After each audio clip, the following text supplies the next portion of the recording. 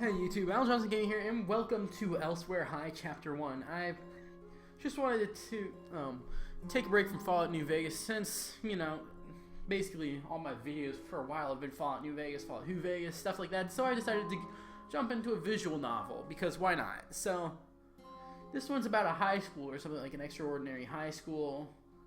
So, I honestly don't know where this is going to go, and I hope it is going to be a really fun visual novel to do.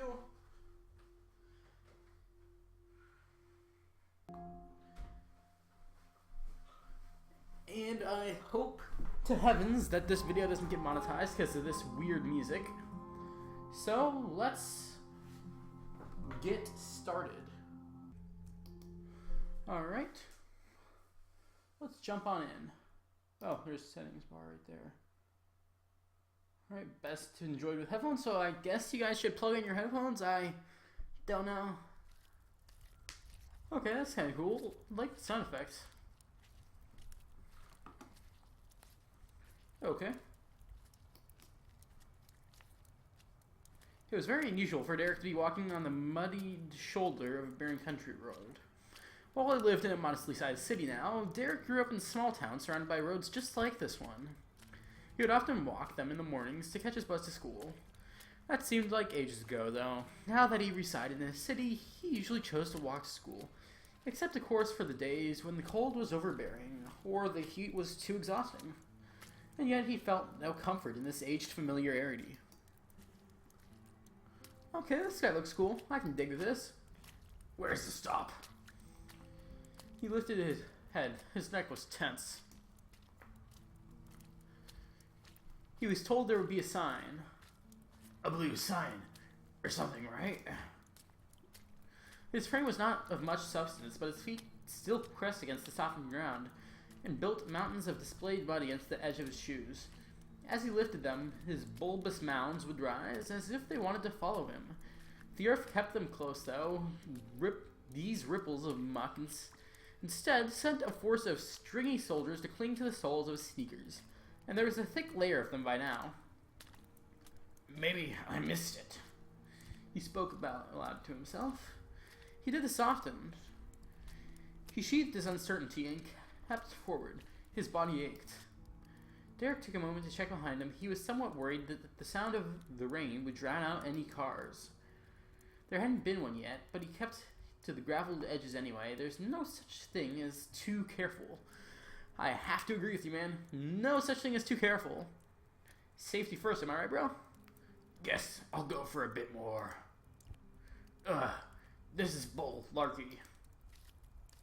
His state was more of a meditative cry than a pitiful complaint. Pity was something that Derek didn't have for himself, or his situation.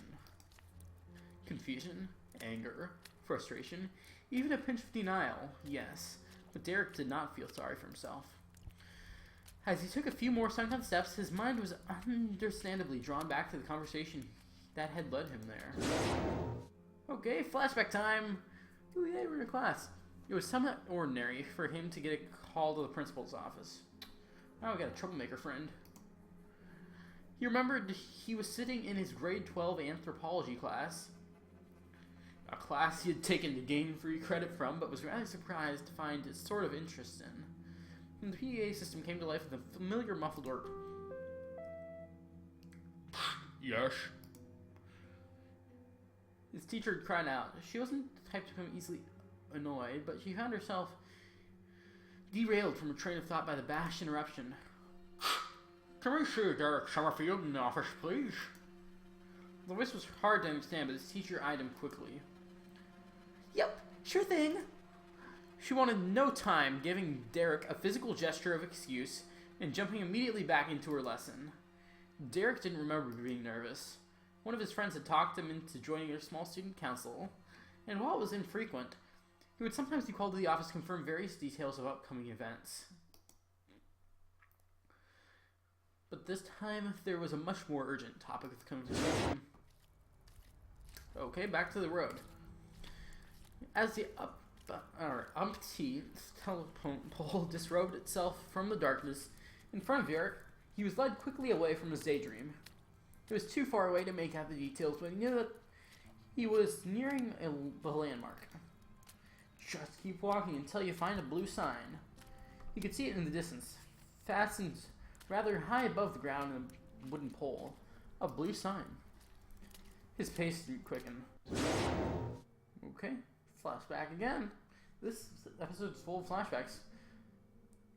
Do you know why I asked to see you today? His principal asked with a voice laden with distinct disappointment. The principal liked Derek. He had never been in trouble and was expected that students who were part of the elected council were given somewhat of a special treatment. It was then that Derek remembered the first tinge of nervousness. It was the sound of the principal's voice. With the weighted sign, the principal opened up an envelope on his desk and contained a handful of papers. On them were scribbled notes that Derek couldn't quite make out through the deep wrinkles and folds. Soon after being close to gather himself, the principal's eyes made their way to Derek. They sat on him. He waited.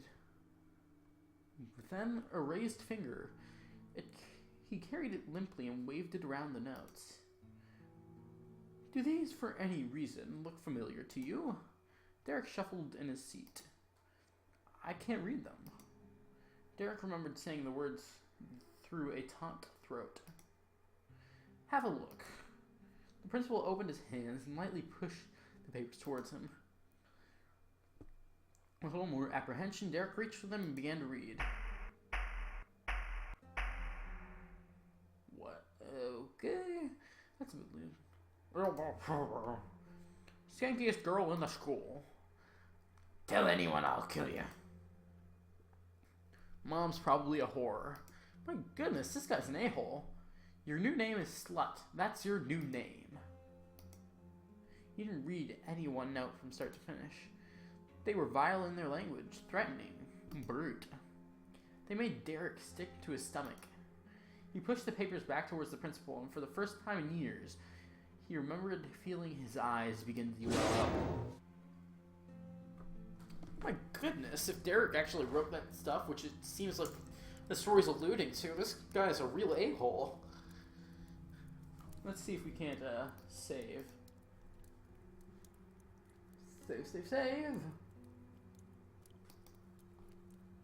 Empty slot right here. Derek stopped. Okay. Against a swarm of browns and grays, a deep blue that covered the sign reclaimed his attention. Just keep walking until you find a blue sign. Once you find it, wait. It will come soon enough.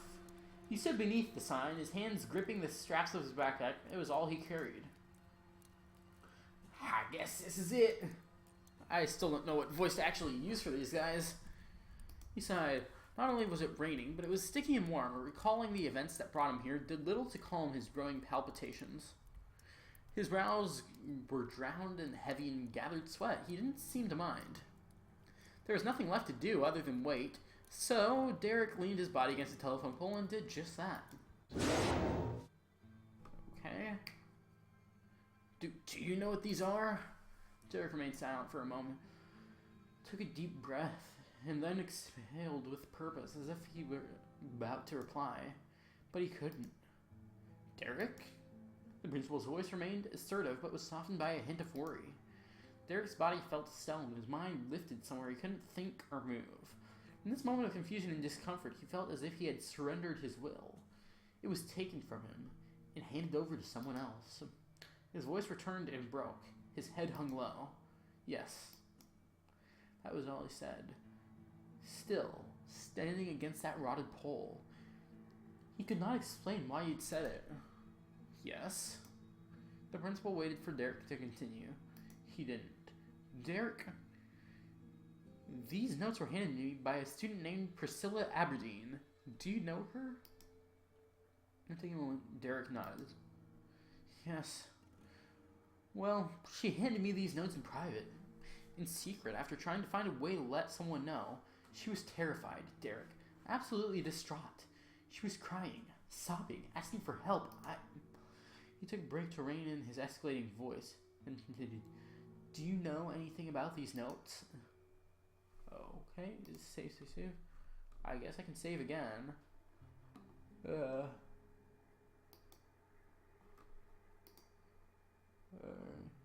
Derek's body was not his own. He felt a knot in his head on his behalf. The principal gathered himself. Derek, what do you know about these notes?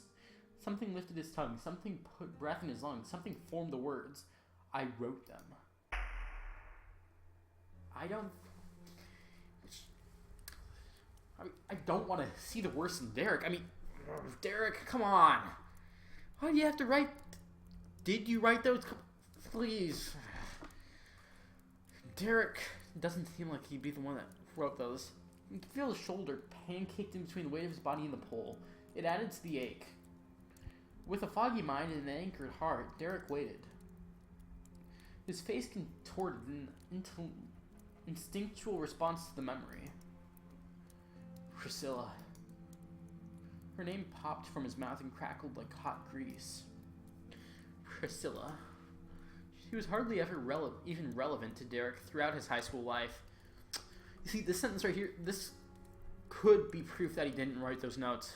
Since she was hardly relevant, so why would he write them? I mean, he didn't dislike her, he just didn't know her. They had shared a class a year before, when they were both juniors, but they sat on opposite sides of the rooms and had no friends in common. Their school was large enough for the two students to never find themselves in the same place at the same time with the same people. Let me check on that. I apologize for Siri. I don't know why she went off, but anyway, let's continue. Never at the same place at the same time with the same people. She seemed like a nice girl, this Priscilla Aberdeen. Derek remembered hearing her laugh from time to time and thinking about how wonderfully infectious it was. She was an otherwise quiet girl, so it was refreshing to hear such a genuine expression. She engaged in classroom discussion and was rather intelligent. Her marks were probably better than Derek's, although he didn't really push himself. There was certainly nothing wrong with her. And even if there was, Derek wouldn't have done something like that. See, told you. I knew Derek wouldn't have been that bad of a guy. Of course not. There were people who he disliked in his school. They were rude or disagreeable or just unlike Derek in too many ways. But he never mistreated them. He didn't want to spend that extra mental energy cooking up ways to hurt someone. It seemed superfluous. Superfluous. That's it. Superfluous. It was a mystery even to himself then. Why had he done this to Priscilla? Why have I done this to Priscilla? Come on, my man.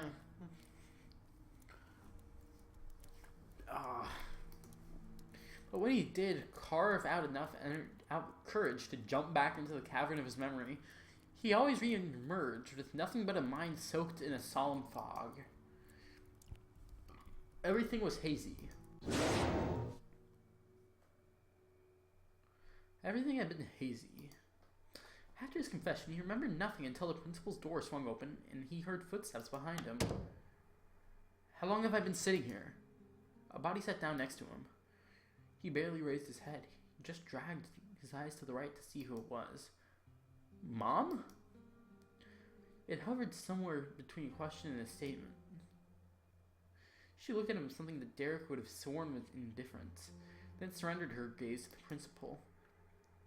Derek assumed he had begun explaining the situation, but his senses shut down. His body was hardened by guilt and shame. Time passed haphazardly. A few minutes, an hour. Who knew? It was only when his mother laid a limp hand onto his forearm that he tuned back in.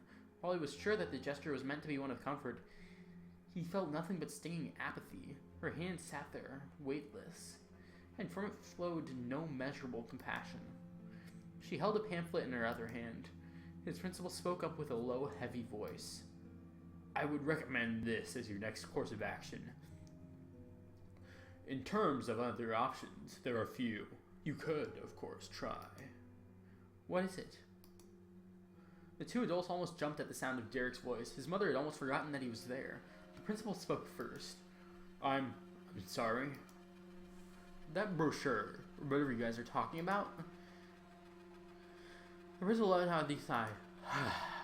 It's an alternative schooling option for students who have been Been what?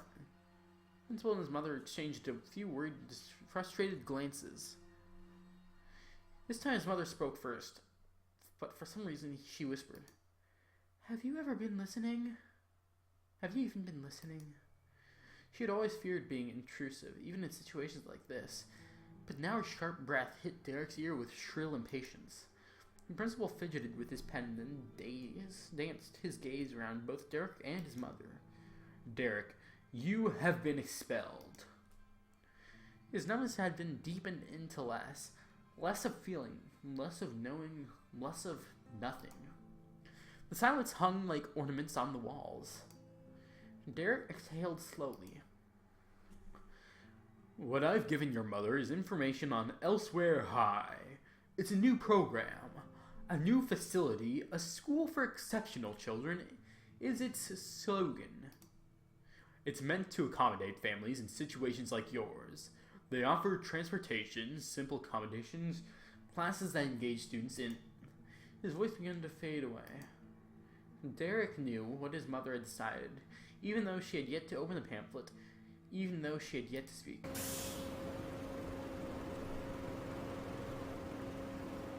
It nearly scared him half to death. I just figured out what's happened. Alright, so he wrote some really, really, really bad notes, which I'm still not even sure if he actually wrote them. Because it's been so vague on whether or not he wrote them. He said he did wrote them, he said he didn't wrote them, he said he didn't know why he wrote them. I mean, come on, be convenient, be simple.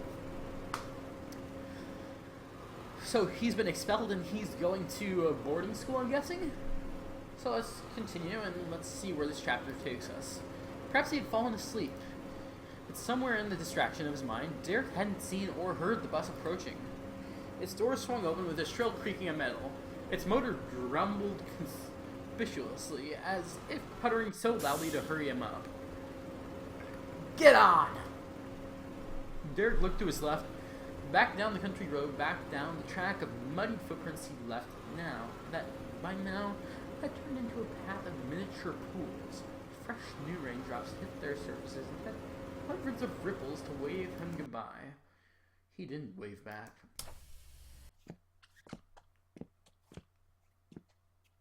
Okay. This is quite an interesting thing so far. I'll have to get chapter 2 for you guys sometime else. It was cold inside. Or perhaps it was reasonable temperature and Derek's hot skin met with the air a chilling salute. Even though it was soaking and heavy, Derek decided to keep his sweater on. It was basically all he had. The driver sat behind a glass cage with all the windows deeply tinted and completely impenetrable by sight. So he sat behind a glass cage. Which means that it was probably built for his safety. I'm assuming that these were used to transport, or these buses were used to transport, like, really violent students, so... Why would they do that? Okay, anyway. So was the entire bus now, it seemed. He couldn't see outside as the road windows were also darkened by a deep tint. His spine rattled. He let out a small cough and shrugged his backpack off his shoulders. His muscles were balled up and hard. Please don't. Derek noticed that in the middle of the bus sat a girl. Okay, this could be cool. She was the only passenger and sat with her body turned towards the window next to her. What is she looking at? It looked as if she were deep in thought. Derek's kindled curiosity was suffocated by, well, everything else. His anger, his confusion, his stubbornness. He sat in the front seat directly behind the shielded driver. With his backpack placed by his side, he leaned his head against the window and closed his eyes. He knew that he would not find sleep. Hey. Derek's heart leaped. He kept his eyes closed. Maybe she's not talking to me. Hey. This time it was more pointed. Okay, let's see your face. Derek rolled his body upwards and turned towards her. Yeah? You just gonna sit by yourself? He still couldn't get a good look at her, but her shoulder was blocked by the seat in front of her. Come on, grab a seat. Go to her. Yeah, let's go to her. We should be nice. We should try to put our past of being an a-hole behind us. Let's go to her. With a touch of reluctance, Derek picked up his bag and walked towards her. On the way, the bus did its best to thwart his efforts, throwing him effortlessly from side to side, its metal body bouncing to the rhythm of the road. With a taut grip, Derek pulled himself into the seat, sitting upright and gentlemanly. Okay, oh, she's nice. Well, that was a struggle. She gave a light smile, and Derek finally able to give the girl a glance.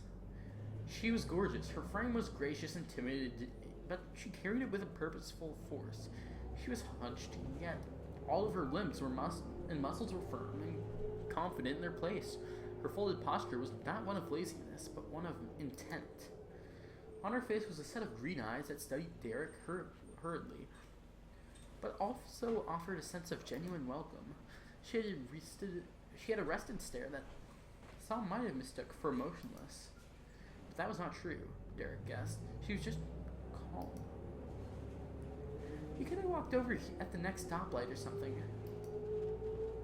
Huh? I mean, so it wouldn't have been so rickety? Oh, no, it was fine.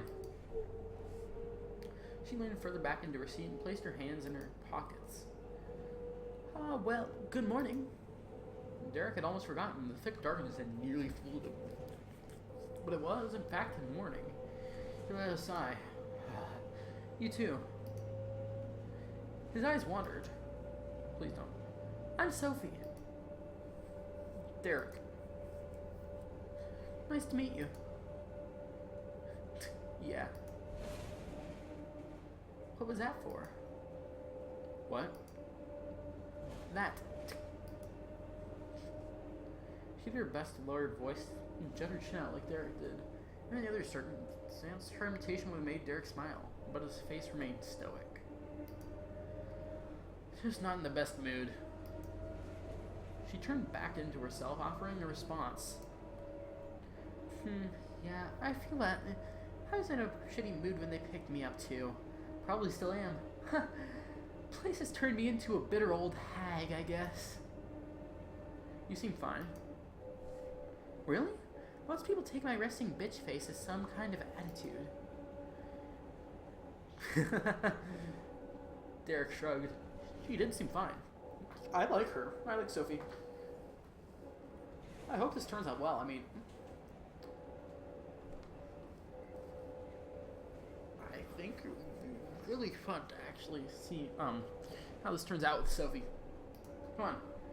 They shared a few moments of silence, but perhaps experienced it in completely separate ways.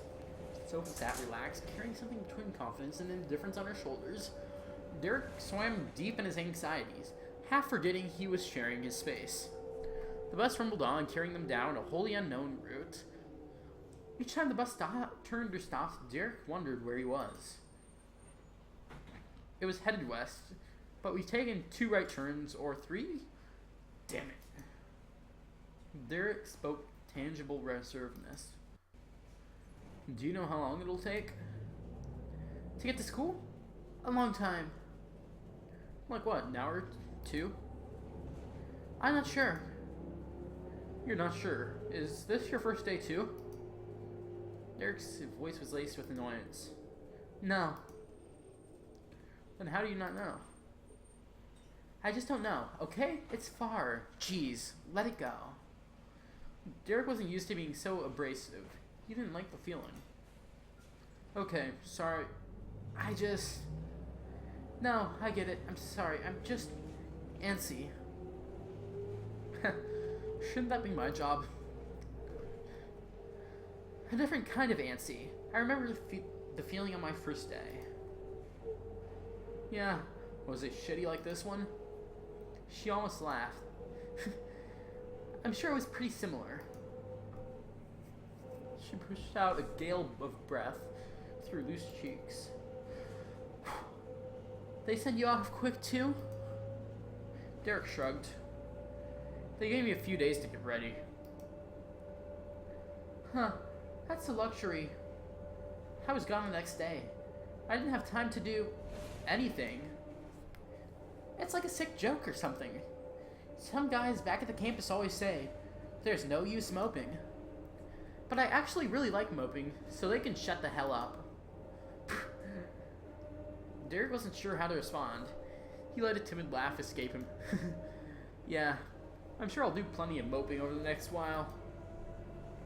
So, she righted herself with a touch of pep. What did you bring? In your backpack. I mean, it's soaked to shit now, but it's all you got. Oh, yeah. I was actually pretty worried. Derek unzipped his bag and reached inside. My laptop's in here. Your laptop? Her face was sick with worry. But look! He opened his bag to let her see. The laptop was wrapped in 2 plastic shopping bags. Forward thinker. Sophie rolled her eyes. Or you just wanted to get your 5 cents worth. There's 2 bags here. Oh, I'm sorry. Your dime's worth. Their voices were playful and high. Hey, your people don't get rich by wasting money. Oh yeah? Your goal is to be rich.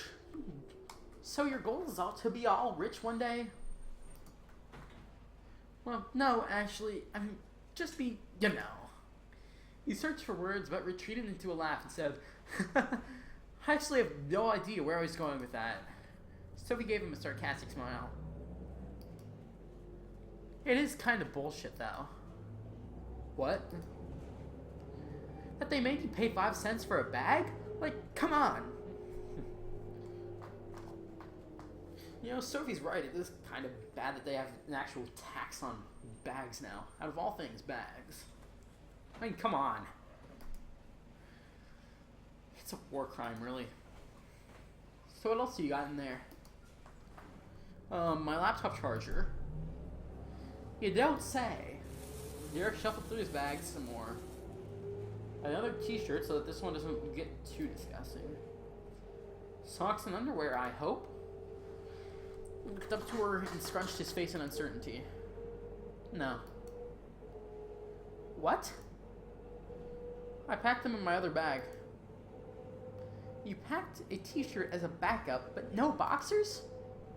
Well, people can see my t-shirt. Oh my god, that's disgusting. You know that it takes time for your luggage to go through screening, right? I thought it was quick, like a couple days or something. Yeah, that's what they say, but it never comes on time. Oh, great. Oh, that's shitty. Who does the screening anyway? Sophie shrugged, unimpressed. Like they tell us. So we don't even know who's rummaging through our bags? Nope. Great. Yep, welcome aboard. You'll run into some stupid stuff like that all the time. Just absolutely no idea what's going on. Huh. His body contracted into a shiver. Man, is there any way they could turn the AC down? I find it nice. Yeah, you're not soaking wet. Take your sweater off then. So you can see through my shirt? No, so you can stop bitching about being cold. Ouch. He liked her crass attitude. There was something about it that excited Derek. He let the silence settle. Then rolled his shoulder towards Sophie. So what's with these windows? Good question. Sophie teetered somewhere between annoyed and empathetic each time she spoke. It confused Derek and caused him to tread rather lightly. Listen. She took a large breath. There's tons of stuff about this place that seems off. There's even more stuff that we just have to get used to. What I've learned from this place so far is that it's better to ask as little questions as possible. You can make friends and stuff, just don't be loud about anything. Keep your head down, stay out of trouble, and don't make a fuss about being kept in the dark. I mean, we kind of brought this on ourselves, I guess. Of course I want to know why we can't look out these windows, but I don't get to know that. It's not for me to know. So I don't ask. Derek decided to say nothing in return. How you feeling? Alright, brutally honest or normal answer. Let's go brutally honest. That's good. At least you can admit it to yourself. I tried to be all brave for the first bit, put on this face, but no one bought it, especially me. It's good that you can be honest. You see, we're making friends. Friends that we won't call sluts or anything like that, because being nice is a good thing to do. She took a moment before continuing. You know, I'm on this bus, which means I'm messed up, but I'm not a bitch or anything. We can talk whenever you need. Yeah, for sure. Derek could start to smell his feet reek. Wriggling his toes in the ground shoes, he pushed the conversation forward in an attempt to distract Sophie from the stench. So, this isn't your first day. Then why are you on the bus? Just to get out. We aren't allowed to leave campus, but we get bus privileges if they think we're showing good behavior. Sometimes I feel more claustrophobic on here than I do at Elswhere, but it's still a change of scenery, I guess. Derek's heart sank. He had yet to arrive at his new school, but he already felt undeniably restrained. Thinking about these harsh limitations made him feel queasy and irate. They have no right to. But Derek knew that his malicious thoughts were in vain. He had surrendered his control and he gave his confession. And this, he knew, was the outcome. What happens if we leave? What happens if we leave the campus? Sophie's eyes twitched and then sank, looking deep into her thoughts. We don't know. But I don't really want to find out. Derek thought about challenging her, but stopped himself preemptively. It seemed best to him not to prod. It sunk low and Sophie spoke away from Derek. Any more questions? Alright, so we have two options. How often do you take the bus and how long have you been here?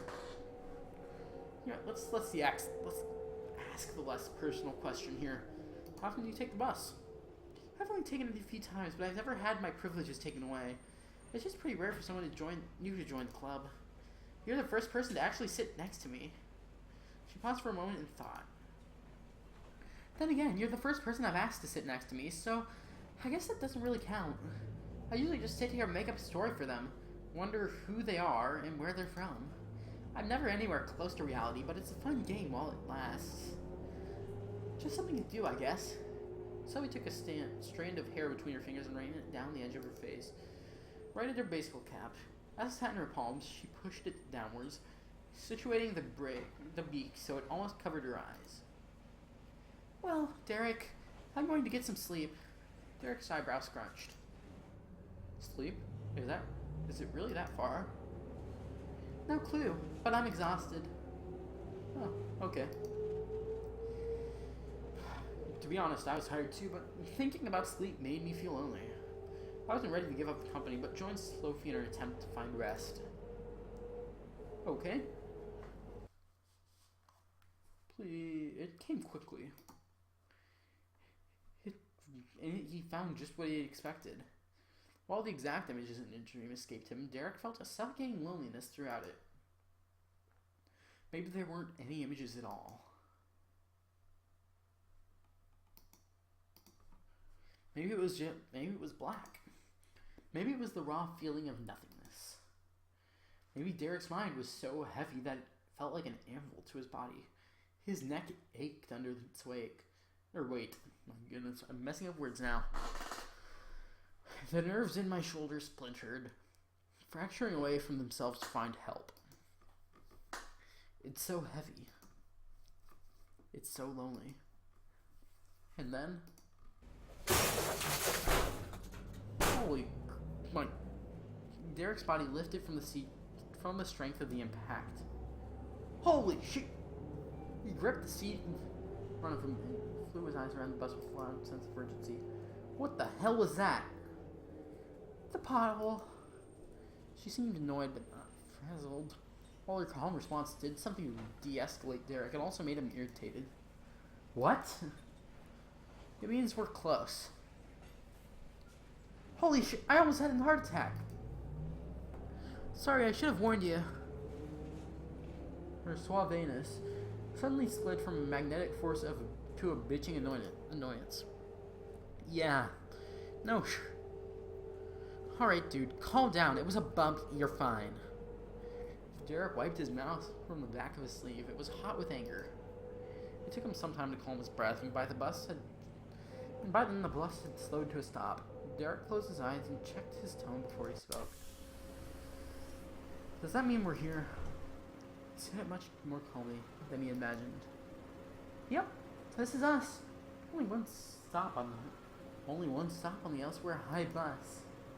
As Sophie seemed collected and familiar, Derek scrambled for courage. He grabbed his backpack from the seat.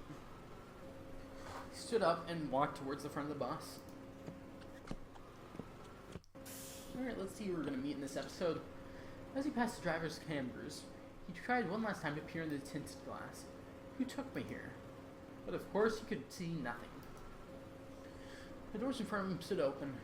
He could see puddled water on the ground. Still raining. At least something felt familiar. Take your time. Derek hadn't noticed her behind him. You couldn't tell how much sarcasm was laced in her gesture. Afraid and unsure, Derek stepped down the stairs and onto the damp asphalt of Elswhere High.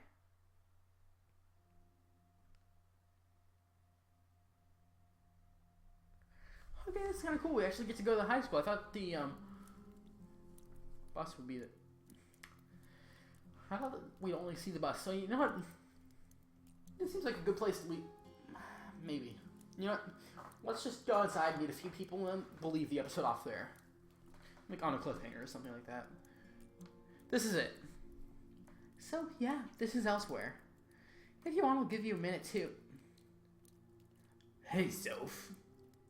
He infiltrated the conversation with a distinct punch of pep. His voice was vibrant and fun, and he was undeniably handsome. Man. Derek was confident in his own looks, but he knew that his face was still young. But this guy, he looked distinguished. With his chiseled face and smart outfit, Derek couldn't help but blush with jealousy. Welcome back. How's the ride? With an inconspicuous flick of his finger, he dusted the ashes away from the tip of his cigarette and yelled. Hey, Vincent. It was fine. Great. And the new guy? Sophie gave a weak gesture towards Derek, and Vincent stuck his hand out to him. Hey, man. Derek took it. Hey, what's up? Nothing much. So, what do they call you, man? Oh, sorry, I'm Derek. Well, nice to meet you. Nice to meet you. I'm Vincent. Welcome aboard. Thanks. He wasn't even sure why, but Derek couldn't find his confidence. A little shy. Vincent pulled himself towards Derek and draped his arm around his neck. You won't be for long, trust me. Only way not to go crazy here is to just make some friends. Fast. Derek wasn't sure what to say. But don't take it personally. Vince, he's probably just trying not to vomit from your disgusting breath. Vincent unlashed himself from Derek and raised his hand that held the cigarette. See this? This is my last cigarette ever. Yeah? So last week's last cigarette was just practice? Exactly. I had to know what I was going to feel like. I had to do a trial run. Uh-huh.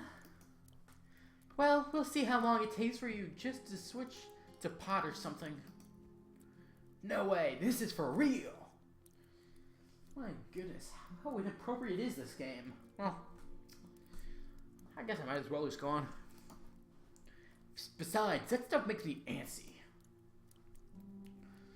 Sophie stood quite a bit further away from the two guys, and Vincent beckoned her closer. Anyways, how was the ride, man? Oh, it was good. We slept for a lot of it.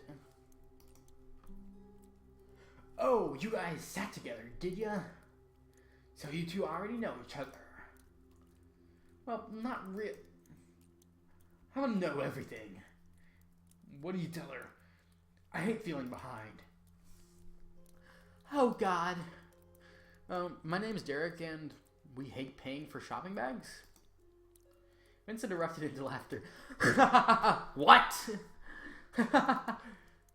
So you burned through all the quality topics I see. Well, geez, man, sorry about that. I mean, I know Soph can be cold, but I didn't think she'd stoop to talking about shopping bags. Soph rolled her eyes and gave a reluctant smile. Yeah, and Vince here is totally known for his riveting conversations. Yeah, for some reasons I'm hearing sarcasm here. He turned towards Derek. Derek, what do you want to do? Huh? We probably got a few minutes before class starts. I don't know, we can probably do talk about something real. Soph can come too, I guess. He winked at her. Thanks, asshole. Derek looked around. Across the street from the school was an empty lot made of gravel. The school bus sat idle on the far side, but apart from that, there was nothing. Next to the school, there was some sort of business, and Derek could see a solid gray building in the distance. The gray building are kills. You know what? I'm a mysterious dude. I like to be mysterious, and screw it. I'm just gonna save. I'm gonna save over the part here. Let's go for what's the gray building. Oh, that's the dorm. They'll probably show you to yours after class. Yeah, there's nothing very exciting about it. You'll be on the second floor. How do you know? It's not co-ed. Well, the building is, but the floors aren't. Girls are on the third floor. Who's on the first? Teach. You'll meet her soon enough. The teacher lives in the dorms? Well, I'm sure she's got some sick suite going on. I mean, she got the whole floor pretty much, so yeah. It's not too bad. She doesn't come into our rooms or anything. There's a bunch of weird stuff here that you'll just get used to. Huh, yeah. Sophie was telling me. Vincent chuckled. Oh, so your conversation didn't stop at the cost of shopping bags? Derek smiled at him. His chest was still tight, his breath was still short, but Vincent was doing a fine job at making him feel welcome. Yeah, we went a bit deeper than that. Vincent nudged Derek with his elbow. Oh, really? How deep did you two go? Oh, goodness. Oh my god, Vincent, shut the hell up. He laughed, running his hands over his pulled back hair and threw his cigarette to the ground, snuffing it with the back of his boot. Last one, I swear. Well, good luck with that. I'm going to try to get to class early today. You can come if you want, Derek.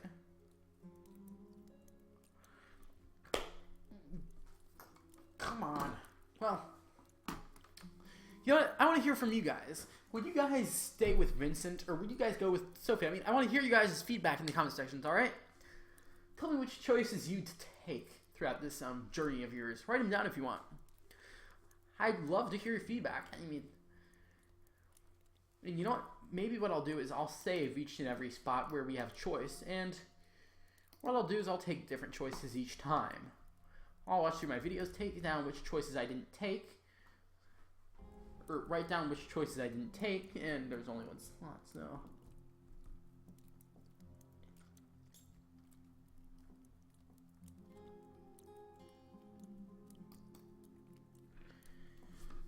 I'll take down each choice that I didn't make, and I'll go with the opposite ones, like, as a follow-up series once we get through this. Once we go through the entire story, we'll go through that again as remastered edition, okay? That's a promise. But for now, I think I'm going to go with Sophie. Since I want to build a relationship with her, I want to be her boyfriend, like the video game character, me. Derek. Not me. I'm not the guy that's into computers, but anyway, let's skip from that awkwardness and go with Sophie. I'm going to head to class. Sure. It was nice to meet you, man. Yeah, you too. I'll see you in class? For sure. Derek rushed to catch up with Sophie. It didn't take long as she ambled rather laggardly towards the school. He seems nice. Was that sarcasm? What? No, he seems like a cool guy. Why, is he not? Nah, it's alright. Just alright. Well, he's usually a bit more forward. Maybe he was worried about making a good first impression. What do you mean? He's just not quite about his feelings for me. Not quite about his feelings for me. Oh, he likes you? That's an understatement. She spoke casually. The topic did little to deter her stoic posture. Okay. How do you know? Well, a few days ago he told me that I'm as radiant as the sun that's probably hiding behind these clouds. In class we were discussing things that inspire us, and he said my facial structure is a large provider of motivation throughout the day. Last week he taped a note on my door that said, "I like your butt." That little pervert. Oh, see, I'm blushing. Yeah, but that's Vincent. I'm never quiet about what's on his mind. And what about you? What about me? Are you, picking up what he's putting down?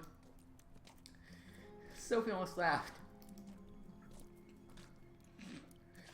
What the hell does that mean?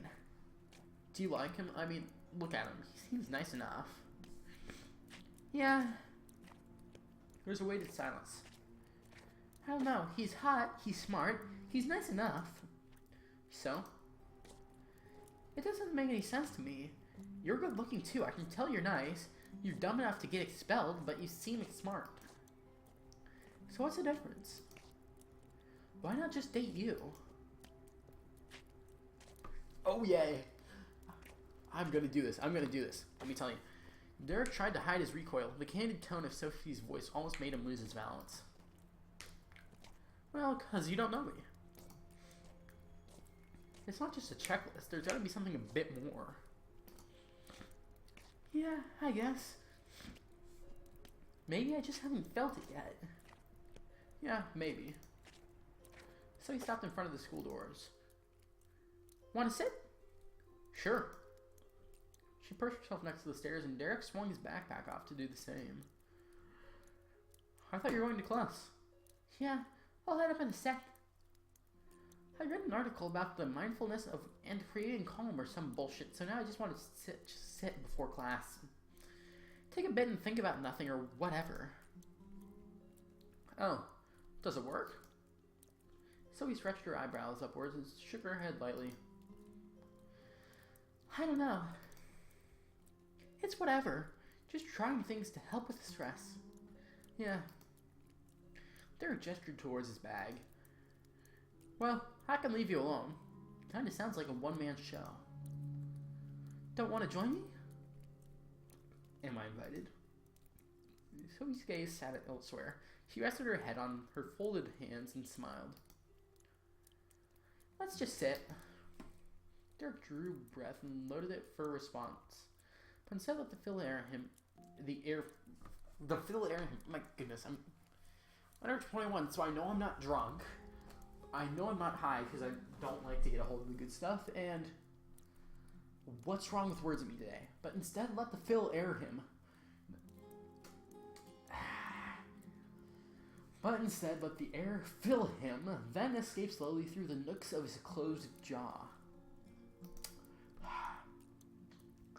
They sat Derek's scrutiny of the schoolyard, and its rather sterile surroundings had found its way to the gravel yard across the road. It was gray and desolate, and offered no respite for Derek or his restless thoughts. While he knew that meditation was meant to offer a sort of calming of the mind, Derek could see no exit from this loud excitement. He was worried and alone. Even though a body sat next to him, it was unfamiliar and new. She was nice, this Sophie, and pretty, Derek ached for the comfort of something recognizable, something warm. The building towered behind him. Derek felt as if it were watching him. You are not welcome here. Hey! Judging by Sophie's reaction, Derek wasn't sure who had been pulled from a deeper trance. She looked up to Vincent with a cold stare.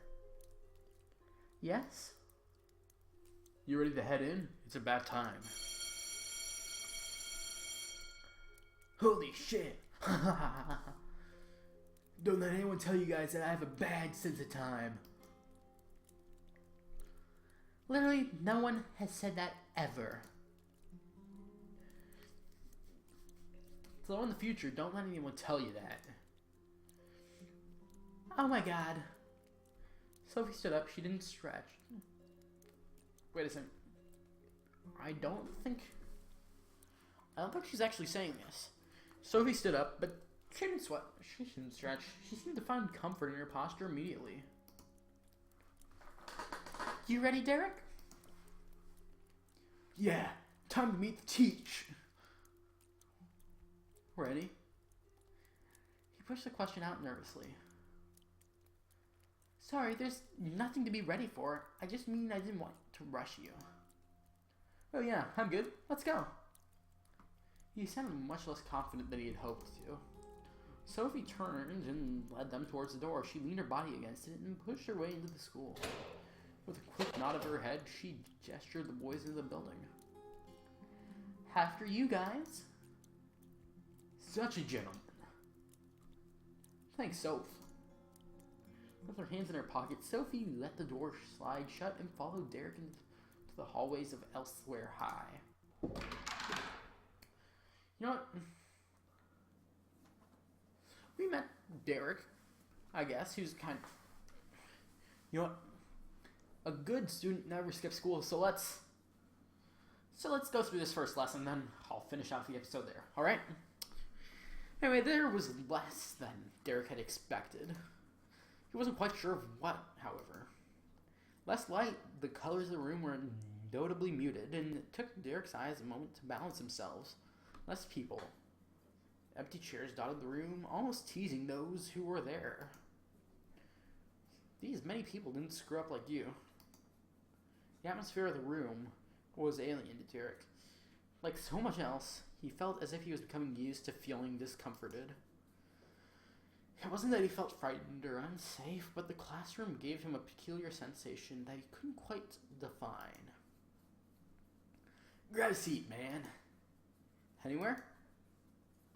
Yup, there's no seating plan or whatever. Oh. Another unfamiliar feeling of needless disorganization. Derek sat down next to Vincent, and Sophie followed and sat on the other side of Derek. Don't worry, we got you. She stiffened her lips into something of a smile. Vincent reached over to Derek between their desks and tapped his arm. That's Teach up there. An older woman, middle-aged perhaps, sat at the front desk reading a book. A pen sat nimbly in her hand, her grip loose and unsure while her stare was resolute and focused. There was a welcoming air about her that calmed Derek. Looks can be deceiving. You don't have to worry about her. She's great. She can be mean, but just don't be an asshole and you'll never see that side of her. Fair enough. Sophie seemed to be rather alert. It was as if she were studying the room and those in it quite closely. Nobody has a bag? Like a backpack or a notebook or anything? They're kept in a classroom. Oh. Sophie's eyes never met Derek when they spoke. He turned to Vincent to see him sitting limply in his chair. You alright? Vincent moaned. Yeah. Just tired, man. And this is I actually guessed that he's gonna say, man, this is taking forever.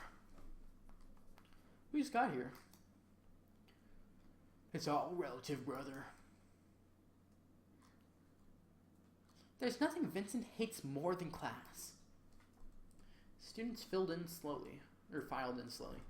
Soon after, one of them sat in front of Derek. His frame was tiny and his movements meek. Sophie grinned, leaned towards him, and used her slender finger to stab the back of his shoulder. "Hey, Toby." He turned towards her. Oh, hey, Sophie." He spoke kindly but sounded slightly confused. Sophie gestured towards Derek. "This is Derek, the new guy Teach was telling us about."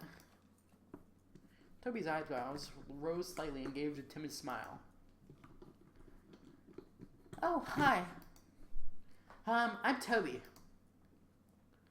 "Nice to meet you." "Thanks." Toby turned his back to face the front of the classroom. Sophie leaned towards Derek and whispered, "He's kinda shy."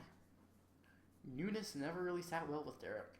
He couldn't honestly say that he was overly welcoming of change. This newness was no different, but the accompanying feelings of burning apprehension and unease were heightened. This newness was a punishment, not a necessity. He brought the scraping fear on himself. The walls seemed to close in on him. There was no room to breathe. "And this is Ash." Huh? You know what? For Ash, I'm gonna use a redneck voice. Because I want to. Derek looked towards Sophie and saw her gesturing. I haven't perfected the girl redneck voice, so please don't make fun of me while doing this. I'm gonna try to do a girl redneck voice. "Hey, so, you're Derek?" Alright, well, I guess I'm doing a boy voice for Ash, because Ash is obviously a dude's name. "Hey, so you're Derek?" "Yeah." "Hey." "Cool, well, welcome." Derek nodded to her, but didn't reply. She seemed distant. "All right." The teacher stood from her desk upright and gave a subtle scratch to her scalp, finding her thoughts. "Most of us seem to be here today. Has anyone seen Killian by chance?" I'm giving her a British accent because teachers are British. Why not? There was silence. "Right." She sounded unimpressed, but not at all surprised. "Matthias is, unfortunately, still feeling ill, so he won't be joining us today." She made some notes on a scrap of paper under her desk. "But other than that, I think we can get started. As I'm sure some of you have noticed, we have a new student joining us today. I'd give you a small introduction, but I wouldn't want to steal that opportunity from you. So why don't you come up to the front, Derek?" His eyes darted this way, and his heart surged with swollen tempo. "Yes, come on up, please." She gave him no room for choice, but spoke gregariously. It certainly wasn't her that terrified Derek, but the situation. "Okay." He rose from the desk and carried himself to the front of the class. He felt like the placemat for other students' stares. The teacher made space for him, moving to the other side of the classroom, leaning against the wall. She waited patiently. "Well, I could start. My name is Miss Dupont. I am, for now, the only teacher here at Elswhere High, and I have been here since they opened 2 months ago." Huh. That's kind of interesting. "I come from Really? You just had to ruin it for me, buddy. Miss Dupont, come on. French name from Oregon, who I gave a British accent. Well, let's just say she came from Oregon and was raised in Britain. Let's just say that. "I came from Oregon. My favorite dessert is vanilla flan, and I have a large interest in Korean cinema." She smiled at Derek and nodded her head in encouragement. "Something like that." Derek's hands found comfort in his pockets. "Okay, my name's Derek. I just got here today." A little chuckle revved from the class, and it did well to settle him. "I'm from Iowa, so it's nice to meet some other Asians for once." Oh my goodness. The class laughed again, and Vincent perked right up. "I got your back, brother." Miss Dupont rolled her eyes and grinned in what might have been reluctant disapproval. I don't really like dessert. Ice cream is pretty good, I guess. And I've never seen a Korean movie. Although he gave a large shrug to mark the end of his introduction, Derek did feel a small seed of confidence. At least I made them laugh. Now, what grade were you studying? 12th? I think they... Maybe that's spelled right. I don't care right now. Very good. Thank you, Derek. Do you have any questions for us?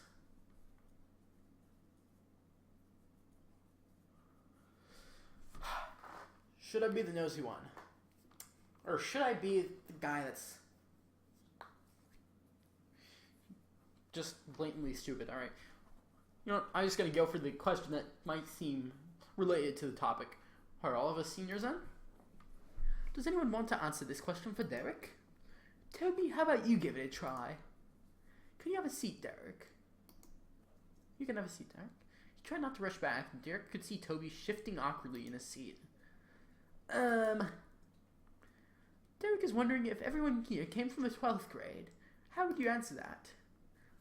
No, we didn't. Thank you, Toby. In the future, I'd like to see some more elaboration, but thank you for answering Derek's question. Not all of you came from your senior year, no. Some of you are younger than others, but we've, and by we I mean the founders of this institute and myself, tried to install a very inclusive and accessible classroom setting. We focused on multi-approach teaching style. All of you are the teachers as much as myself. Seeing you or others invited to the front of the class to answer a question or form an opinion will be extremely common. Of course I am the teacher, and therefore the overseer and organizer, but that by no means defines my knowledge as greater or better than yours. We all have something to learn from each other.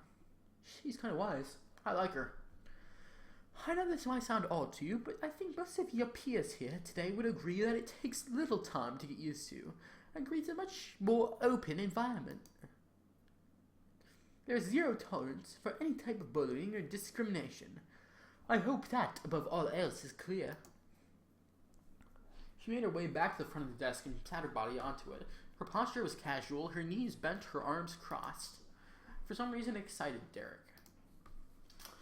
Okay, hot for teacher much, Derek? Maybe this will be alright. Miss Dupont. I'm going to say it with a French accent. Miss Dupont, take a contemplative moment. Okay. Who would like to explain to Derek how we tend to start each day? Sophie adjusted her baseball cap. Was that a raised hand, Sophie? Just fixing my hat. I've lost all sense for voices, come on! Just fixing my hat. But I'll go for it. Sophie turned and faced Derek rather than offering her response to the teacher. We usually start every day by critical thinking discussion. That's right, I appreciate it, Sophie. Thank you. Derek, each day we engage in a discussion topic. It's an open conversation. Raising your hand can be used as a form of organization, but generally we can speak when we feel the need to add to the discussion. There is no goal to these discussions, or rather there is no end goal. What we are attempting to do is think critically about a subject or a topic we might often give no other thought to at all. It fascinates me, as I believe it does some of you as well, because often we see some of us leave conversations with a completely new perspective on things. Stealing music. The class let out a low chuckle, as did Miss Dupont. Ha ha! Exactly. What a great discussion that was. There was a sense of tentative commandery in the room, as if the gel that held everyone together and close could soften at any moment. Today's topic. She turned her head around and picked up a piece of chalk from the stall shelf and began to write, speaking the words as she penned them. Is it moral to lie? I could have done that faster. Placing the chalk down, she began to face the She once again faced the class and leaned on her desk. Is it immoral to lie? She let the question sit. Well, is it immoral to lie? What do we think? The silence in the class didn't spawn from apathy, but rather contemplation. All right, new guy. What do we think? Is it immoral to lie? Oh.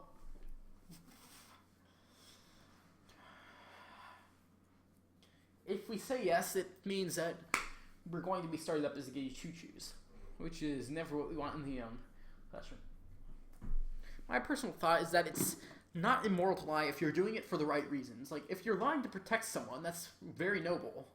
And, you know, I'm going to go with my personal opinion here, and I'm going to probably anger quite a few people, not in the comment section, but, well, might as well be in the comment section. I'm going to probably save.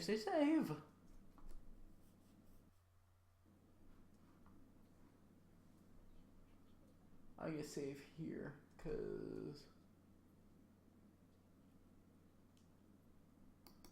I'm going to save there, because we have a previous save where we can just go through all the options again if we want to.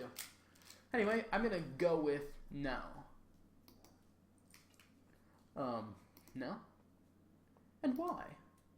Her voice held no judgment towards this rather brash response. This is a safe space, Derek. Don't let preconceptions filter your thoughts. Think for yourself and the answer for yourself. Okay. He claimed a moment to gather himself. I don't know if I believe that anything is immoral. Or if it is, then who gets to say it is? Maybe lying to hurt someone is bad, but that's not the only reason people lie. It's probably not even the most common reason people lie. See, there. That's what I wanted to say. I was hoping that we could custom write this in and get like a good answer based on how our responses do, but that could be bad. Like, it could take a while and stuff like that. It's probably not even the most common reason people lie. I don't know how to explain it. I just mean that no one really gets to say something is wrong. So I'm not going to be the one to do it. She raised her eyes a bit and frowned, an impressed frown. Thank you for your answer, Derek. I appreciate your elaboration. I'm interested in your stance. That perhaps my question was flawed, that we are in no place to be moral detectives and judge towards each other. Very interesting indeed. Thank you, Derek. She took a pause. What about you, Ash? Is lying immoral? No. Ash, what have you said about these one-word answers? Okay, I'm going to... Alright, let's see. One-word answers. Yes and no are powerful words, but they are commanders in the need of armies. Back it up, girl. Okay, let's say this. You're at home and you're a parent, and your kid's at home too. They're sleeping over or whatever. And some guy knocks on your door and says, "Is your kid home? I want to kill it." And he's holding a knife and he looks all crazy and shit. And he says again, "Is your kid home? I'm gonna slit his throat." Obviously, you're gonna say no. Unless you really hate your kid or something. But most people would say no, and you lied to him. But does that make you bad? That you lied to the guy so he doesn't kill your kid? So you're approaching the question with moral relativity in mind. Can anyone here define moral relativity for us? Excuse me for a moment, I really have to get a drink of water. I'm sorry about having to do this in the middle of a video. I should have brought a glass of water prepared for me, but then again, I'm not very good with preparations. So, I'll be back in a second, okay?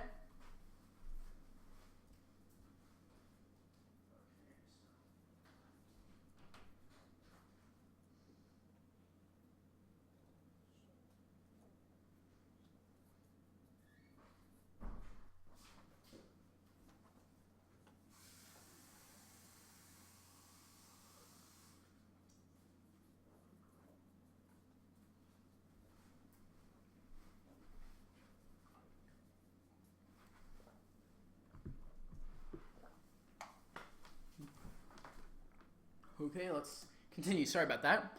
There was silence. Vincent? Moral relativity implies that certain actions are immoral when carried out by some, but not by others. Derek eyed Sophie, was already looking at him with anticipation of his impressed glance. She gave him a mixture of a nod and a shrug.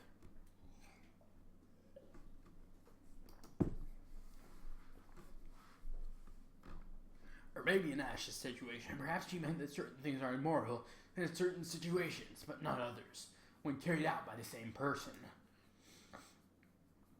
Very good, Vincent. A fine explanation. Does anyone understand what we're speaking of here? Murmurs Rose. Let's picture someone living in extreme poverty. They were born into poverty and know nothing other than poverty. Soon, they slip into complete homelessness, and their situation worsens by the day. They realize that in order to properly feed themselves, they need to steal. So each morning, they do. They go to the local bakery that day, and they steal enough food to keep them alive. Now take the same situation and apply it to a wealthy person. This person has no worries in regard to finances. They never have to wonder where the next meal will come from. But they too have taken up the habit of stealing. They steal food and electronics and so on. Is it possible, or rather could be reasonable, to suggest that perhaps stealing in one of those cases is immoral, whereas in the other it is not? Or is there a universal rule? Is something that is bad for one, is something that is bad for one, bad for all? Now,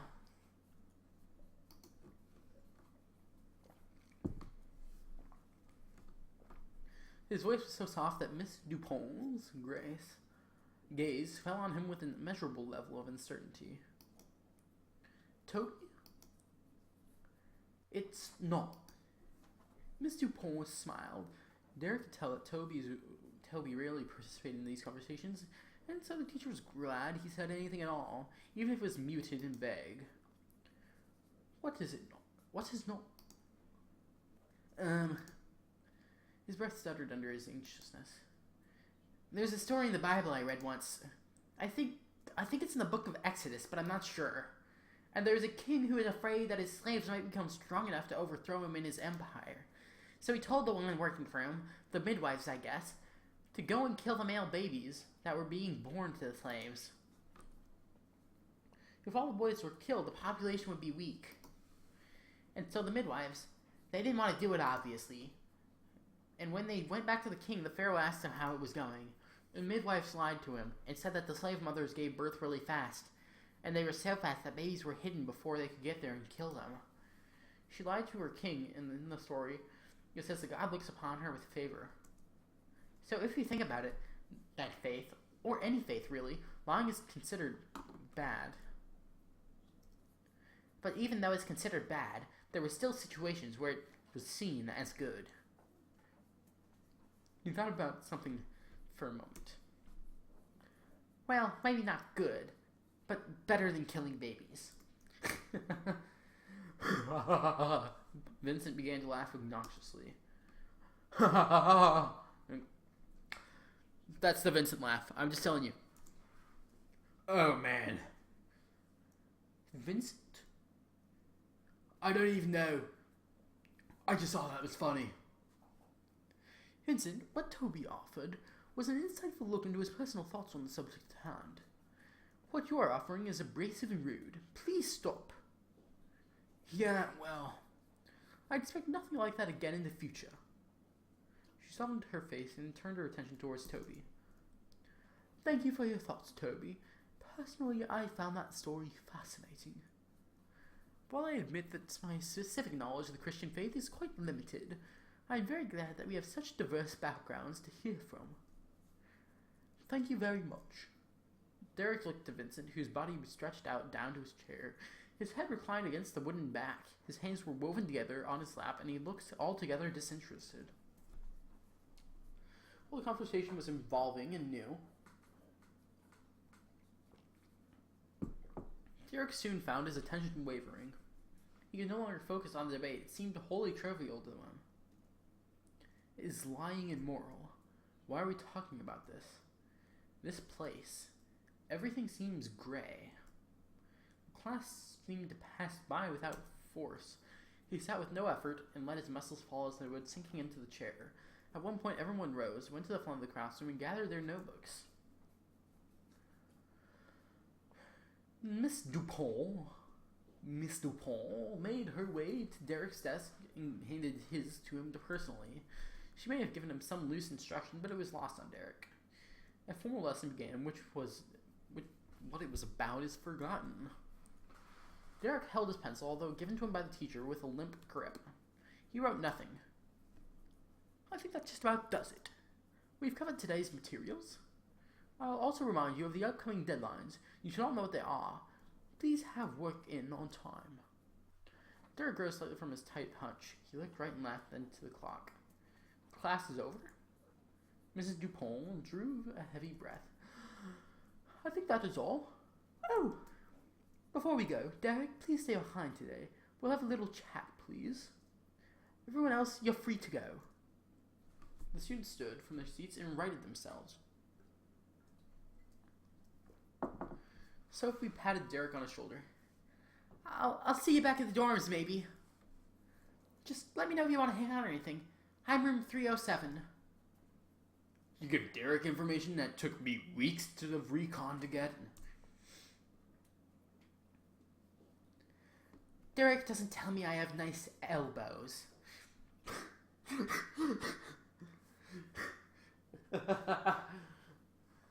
My goodness.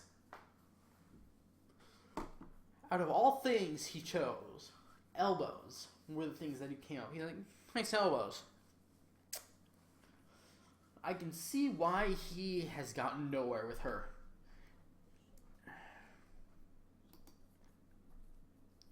That was once. To be fair, your elbows are pretty nice. Oh dear God. I'm joking. Thanks. I'll probably see you later. Sweet. Later. She picked up her notebook and pencil and walked to the front of the room and deposited it onto Miss Dupont's desk. Toby and Ash followed closely behind her. They left the room as a silent group. Derek looked to him. That Toby's something else, hey? What do you mean? What, don't you think he's weird? I don't know him. You know him enough to form an opinion on him. If I knew him enough to form an opinion on him, I would have answered your question in the first place. Vincent paused. Well, he is. What? Weird. The dude's weird.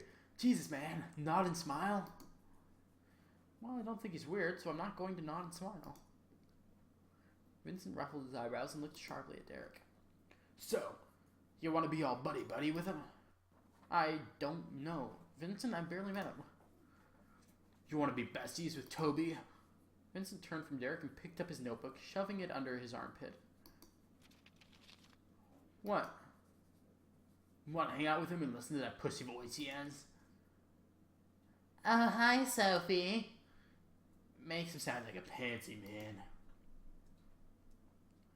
Yo, maybe you should just get off of him. Get off of him? He's not even here, bro. I'm not on him. Whatever, it doesn't matter. If he's here, you're being a douchebag. So now you're backing him up? I'm just saying, maybe you should shut the hell up. Derek spit his last words out like venom. His crescendo dropped into silence.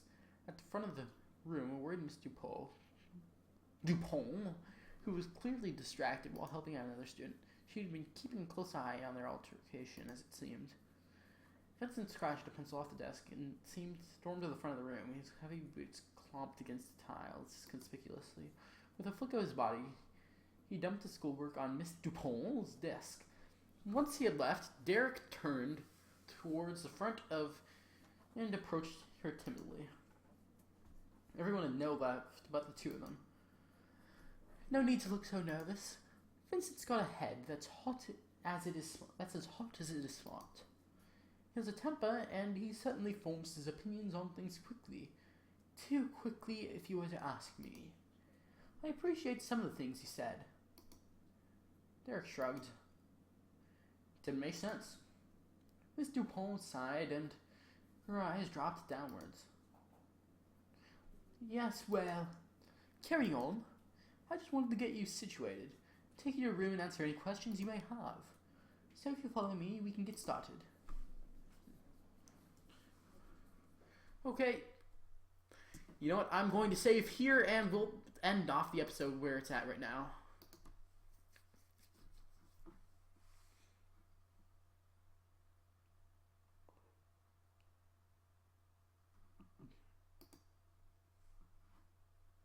So then, that's all for this time. If you guys enjoyed the episode, drop a like button, and it is very much appreciated. And if you want more content, just comment down in the comment section below. And as always, I want you to comment, like for this series anyway, I want you to comment on what you would think would be cool to do. Like, what would your suggestions be for the next video? And throughout the series, I want you to put down in the comment section, put your feedback down on which choices you would make in these situations. Which choices would you make? So, that's all for this time, and follow me on Twitter if you haven't already, because I want more followers, and on my Twitter I like to, well, I like to tweet at people, and I like to announce when my next videos are, so that's a good way to keep it up if you aren't on the notification squad already. If you aren't on the notification squad and you don't want to follow me on Twitter, what you need to do is you need to go down to my YouTube, one of my videos, and click the tiny little bell icon, and it will say get notified, and just click yes. In that time, every time I upload a video, important, unimportant, or the otherwise, you can judge which one's which. You can get a notification the very second it's uploaded to YouTube, and you can watch the video instantly. So other than that, that's all for this time. And let's wait and see what will happen in Elswhere High Chapter 1. And as always, I will see you in the next video.